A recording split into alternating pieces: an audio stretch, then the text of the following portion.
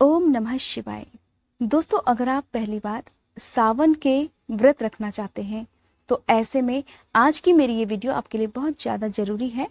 आपको आज के इस वीडियो में इस व्रत से जुड़े हुए सभी नियम और भी बहुत सारी जानकारी, जैसे कि इस व्रत को कब से प्रारंभ करना चाहिए, व्रत के दिन क्या खाना चाहिए, किस समय व्रत खोलना चाहिए, इसके अलावा पूजा करते समय आपको किन किन बातों का ध्यान रखना है। ऐसे कुछ काम होते हैं जिन्हें भोलेनाथ की पूजा में गलती से भी नहीं करने चाहिए। तो ऐसे काम कौन से हैं? इसके अलावा दोस्तों, कि अगर आप सोमवार के व्रतों का उद्यापन सावन के महीने में करना चाहते हैं तो उद्यापन की विधि क्या रहेगी। इसके अलावा सावन के सोमवार की जो पूजा विधि होती है वो क्या होती है। तो आइए दोस्तों शुरू करते हैं। सबसे पहले बात कर लेते हैं सावन के महीने की। दोस्तों, 25 जुलाई रविवार के दिन से सावन का महीना प्रारंभ हो रहा है और इस सावन का जो पहला सोमवार का व्रत होगा वो होगा 26 जुलाई को। तो सबसे पहले जान लेते हैं कि सावन के सोमवार के व्रत करने से क्या फायदा होता है और किन लोगों को ये व्रत करना चाहिए।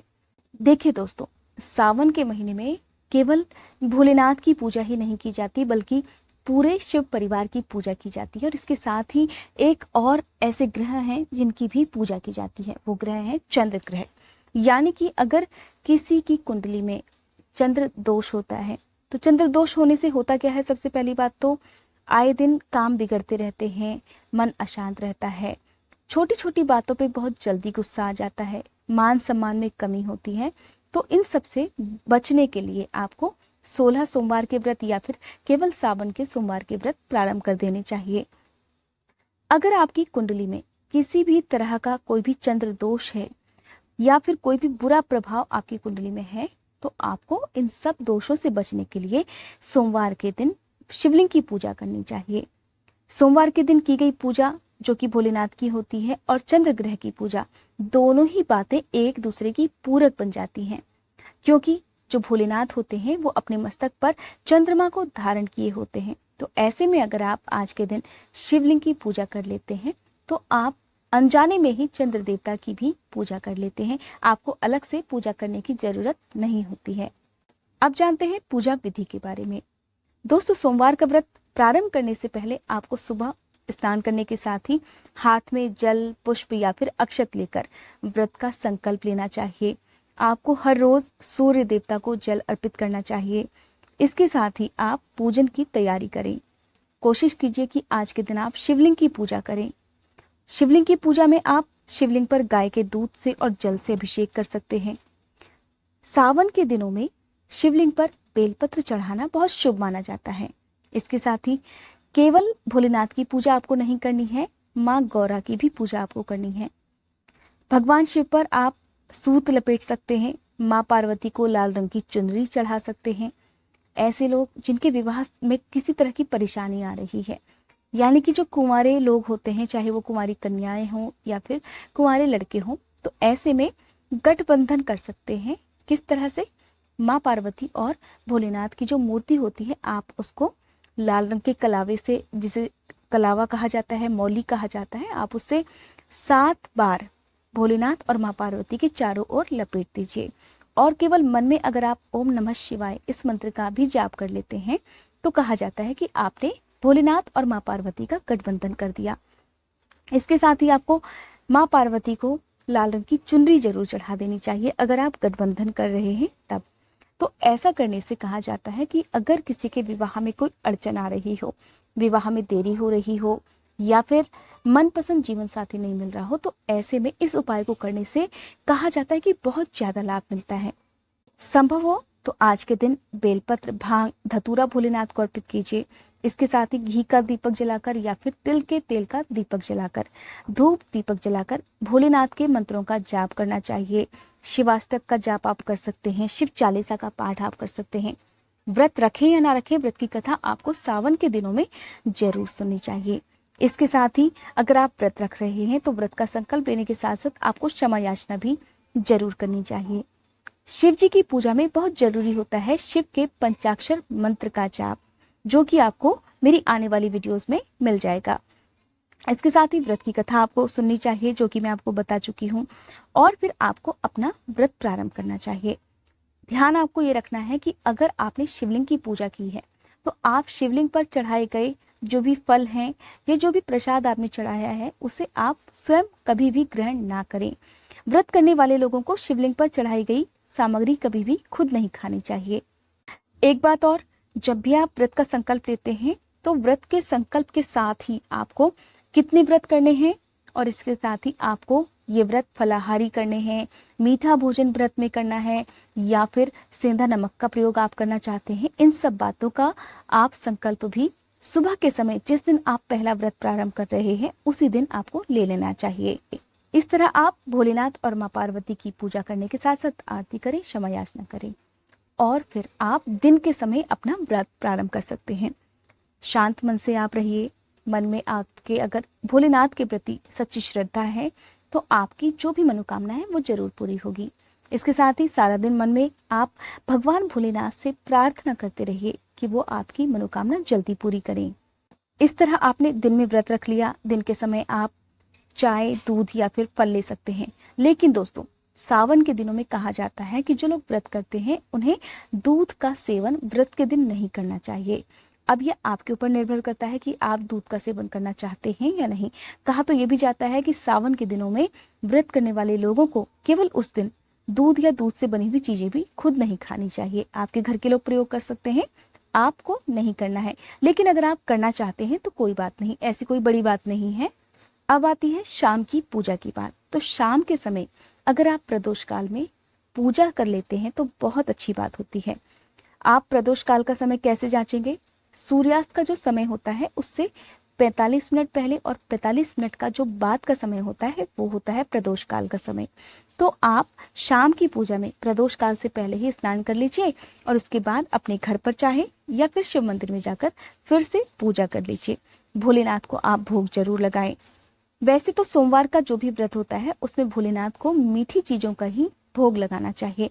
चाहे तो आप हलवे का भोग लगा सकते हैं या फिर किसी भी मिठाई का भोग लगा सकते हैं। सोमवार के व्रत करने वाले लोगों को बैल को हरा चारा खिलाना चाहिए। चाहे तो आप व्रत के दिन या फिर सावन के किसी भी दिन अगर किसी बैल को हरा चारा खिला देते हैं तो भी कहा जाता है भोलेनाथ बहुत जल्दी प्रसन्न होते हैं, क्योंकि बैल को भोलेनाथ का वाहन माना जाता है। इस तरह आप शाम की पूजा करते समय शाम को चंद्र देवता को भी अर्घ जरूर दें। चंद्र देवता के मंत्र का भी जाप आप कर सकते हैं। केवल इस मंत्र का भी जाप आप चंद्र देवता की पूजा करते समय कर सकते हैं। मंत्र है ओम सह चंद्रमसे नमः। इस तरह शाम की पूजा में आप भोग लगाएं, आरती करें, व्रत की कथा सुने और क्षमा याचना जरूर करें। दिन भर आपने जो भी व्रत किया है, व्रत के समय आपसे जो भी गलती हुई हो सकता है कि आपने व्रत के दिन में किसी का दिल दुखाया हो, किसी के प्रति अपशब्द कह दिए हो, किसी के प्रति आपके मन में कोई बुरा विचार आ गया हो या आपने क्रोध कर लिया हो, तो इन सब गलतियों के लिए भी आपको व्रत के दिन क्षमा याचना जरूर करनी चाहिए और अपने व्रत का पूरा पुण्य भोलेनाथ और माँ पार्वती के चरणों में अर्पित कर देना चाहिए, ये कहते हुए कि हे भोलेनाथ, हे माँ पार्वती, आज मैंने पूरी सच्ची श्रद्धा और निष्ठा के साथ सोमवार का व्रत किया है और इस व्रत में मुझसे जो भी गलती हुई हो उसे क्षमा कर आप मेरा यह व्रत स्वीकार कीजिए। जिस भी मनोकामना पूर्ति के लिए मैंने आज ये व्रत किया है, आपकी कृपा से मेरी वह मनोकामना जल्द से जल्द पूरी हो सके, ऐसा आशीर्वाद आप मुझे प्रदान कीजिए। इस तरह क्षमा याचना मांगने के साथ आप रात के समय अपना व्रत खोल सकते हैं। अब आपको आज के दिन क्या करना है कि आपसे जितना भी हो सकता है उतना आप दान कर दें। अगर आपकी सामर्थ्य नहीं है कि आप कुछ भी दान कर सकें, चाहे आपके पास पूजन सामग्री भी क्यों ना हो दोस्तों, अगर आपके मन में श्रद्धा है, भोलेनाथ के प्रति विश्वास है, तो आपकी मनोकामना बिना पूजन सामग्री के भी जरूर पूरी हो सकती है।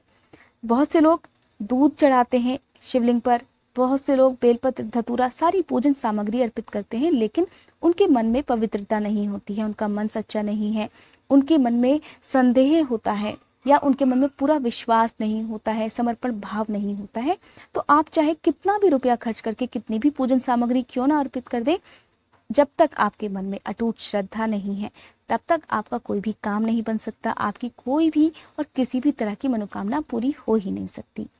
तो दोस्तों, ये तो हो गई पूजन विधि से संबंधित बात। अब मैं आपको बताती हूँ कि आपको भोलेनाथ की पूजा में कौन कौन सी सावधानियां बरतनी चाहिए, कौन कौन से काम ऐसे हैं जो करने चाहिए और कौन कौन से ऐसे काम हैं जो नहीं करने चाहिए। सबसे पहली सावधानी, व्रत करने वाले लोगों को ब्रह्म मुहूर्त में उठकर स्नान करना चाहिए। इसके साथ ही भोलेनाथ को कभी भी केतकी के फूल नहीं चढ़ाए जाते हैं। भोलेनाथ को तुलसी नहीं चढ़ाई जाती है। पूजा में कुमकुम या सिंदूर का प्रयोग नहीं किया जाता है। माँ पार्वती को कुमकुम या सिंदूर चढ़ा सकते हैं, लेकिन भोलेनाथ को ये सब चीजें नहीं चढ़ाई जाती हैं। इसके अलावा अगर आप शिवलिंग की पूजा करते हैं तो शिवलिंग की हमेशा आधी परिक्रमा ही की जाती है, इसका भी आपको ध्यान रखना है। अगर आप शिव जी की पूजा कर रहे हैं तो आपको अखंडित चावल का प्रयोग पूजा में करना चाहिए। टूटे फूटे चावल का प्रयोग बहुत ही अशुभ माना जाता है, खासकर भोलेनाथ की पूजा में, तो आपको इस बात का भी ध्यान रखना है। अगली एक और बात, शिव जी की पूजा जब आप सोमवार के दिन करते हैं या किसी भी प्रदोष व्रत के दिन करते हैं तो सफेद रंग के या फिर क्रीम कलर के कपड़े पहनकर ही करनी चाहिए, क्योंकि सफेद रंग भगवान भोलेनाथ को बहुत प्रिय होता है। कभी भी शिव जी की पूजा में लाल रंग के कपड़े पहनकर पूजा नहीं करनी चाहिए। दोस्तों, अब बात करते हैं 16 सोमवार के व्रतों की।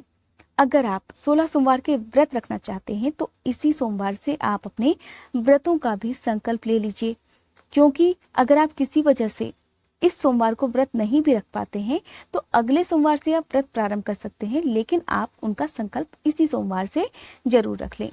और फिर जब आपके 16 सोमवार के व्रत पूरे हो जाएं तो आपको 17वें सोमवार को व्रत का उद्यापन कर देना चाहिए। उद्यापन कैसे करना चाहिए इसके बारे में भी मैं आपको जल्दी से बता देती हूँ। जो लोग भी 16 सोमवार के व्रतों का उद्यापन करना चाहते हैं वे लोग उद्यापन वाले दिन यानी कि सोमवार को ही आपको उद्यापन भी करना है। तो सोमवार के दिन आपको स्नान करने के बाद साफ स्वच्छ वस्त्र पहनने चाहिए।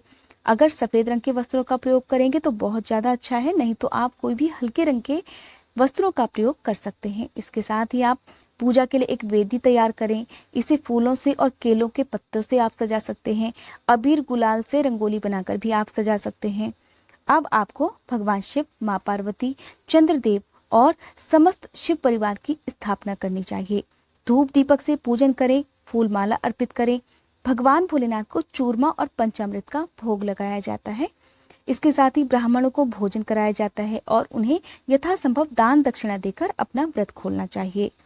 वैसे तो आप 16 सोमवार के व्रतों का उद्यापन किन्हीं पंडित जी को बुलाकर भी कर सकते हैं, और नहीं तो अगर आप खुद करना चाहते हैं तो आप शिव मंदिर में जाकर अपने व्रत के उद्यापन की तैयारी करें। आप शिवलिंग पर जल, दूध, दही, शहद, घी और गंगा जल के साथ उनका अभिषेक करें। शिवलिंग पर बेलपत्र, धतूरा और भांग चढ़ाएं। इसके साथ ही फिर से आप शिवलिंग का जल से अभिषेक करें। धूप दीपक जलाएं। भगवान शिव को जनेऊ और धोती और इसके साथ ही माँ पार्वती को लाल चुनरी और श्रृंगार का जो भी सामान होता है वो जरूर भेंट करें। मंत्रों का जाप करें। ओम नमः शिवाय मंत्र का जाप कर सकते हैं, महामृत्युंजय मंत्र का जाप कर सकते हैं और भोलेनाथ के पंचाक्षर मंत्र का भी जाप कर सकते हैं। इसके साथ ही आपको व्रत की कथा जरूर सुननी चाहिए। एक या फिर कम से कम 2 ब्राह्मणों को भोजन जरूर कराना चाहिए, नहीं तो उन्हें यथासंभव दान दक्षिणा जरूर देनी चाहिए। इसके साथ ही आप अपना व्रत शुद्ध सात्विक भोजन के साथ खोल सकते हैं। इसके साथ ही उद्यापन वाले दिन तक अगर आपकी कोई मनोकामना पूरी हो जाती है तो आप आटे के 7, 11 या 21 दिए जलाना बिल्कुल मत भूलिएगा, क्योंकि कहा जाता है कि मन्नत पूरी होने पर या कोई भी जब मन्नत मांगी जाती है तो आटे के दियों का विशेष रूप से महत्व होता है, ये बहुत शुभ माने जाते हैं। तो आपकी कभी भी अगर कोई भी मनोकामना पूरी होती है तो जिस भी मंदिर में जाकर आपने मन्नत मांगी होती है उसी मंदिर में जाकर आप आटे के दिए जरूर जलाएं। इसके अलावा जिस दिन भी आप उद्यापन कर रहे हैं उस दिन भी आपको एक समय ही भोजन करना है। जिस तरह का भोजन करने का आपने संकल्प लिया है, चाहे वो मीठा भोजन हो या फिर सेंधा नमक का भोजन हो, तो आपको उसी तरह से अपना भोजन उद्यापन के दिन भी करना है और फिर अगले दिन आप नॉर्मल खाना जो खाते हैं वो खा सकते हैं। इस तरह से आपके उद्यापन की विधि भी पूरी हो जाती है। दोस्तों, ये थी आज की वीडियो। उम्मीद करती हूँ ये वीडियो आपको पसंद आई होगी। अगर आपको ये वीडियो अच्छी लगी हो तो इस वीडियो को लाइक करके कमेंट बॉक्स में भोलेनाथ की जय लिखिएगा और मेरे चैनल को सब्सक्राइब करना बिल्कुल मत भूलिएगा।